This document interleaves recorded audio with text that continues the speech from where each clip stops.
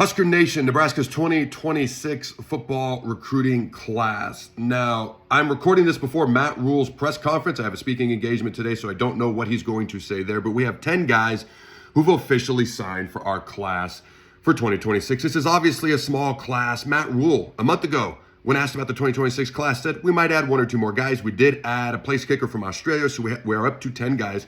2027 is obviously where a lot of the priority goes. You look at the top 10 overall highest rated commits in the history of Nebraska football, and Torrey Pittman's number 3 and Trey Taylor's number 9.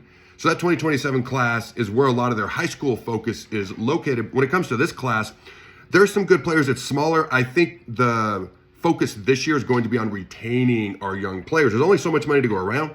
They want to bring in these guys through the high school portal class, through the high school recruiting class, and they want to retain our young roster and then add some key pieces through the portal. That's what I believe the focus is.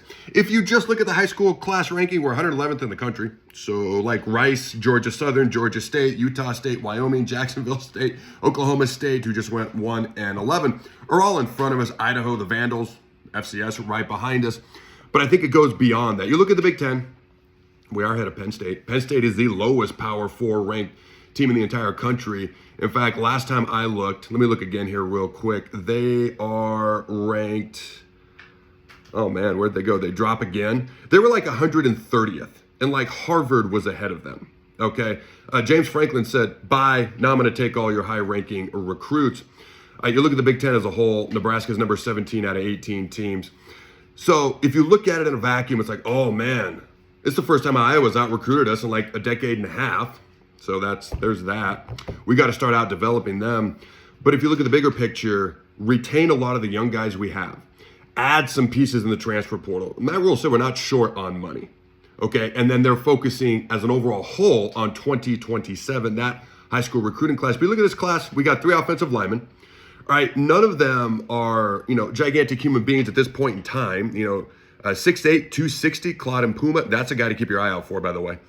All right, the other 2 linemen are Hayden Ainsworth, Rex Waterman, 285, 295. So not bad, coming in a decent size actually as you look at him. But you look at Claude Puma, he's a 4-star. You look at Danny Odom, right out of Orlando, Florida, the First Academy. He's a 5-star. So there are some decent guys in here with some decent upside, some potential good players. But that only matters if we develop them. Frankly, some guys have some high upside, but we got to develop them. I want to welcome them to campus, welcome to the Husker Brotherhood. Now it's time to put your nose to the grindstone, get better, and work hard. If you agree with me, smash the like button. If you have thoughts on this class, let me know in the comments.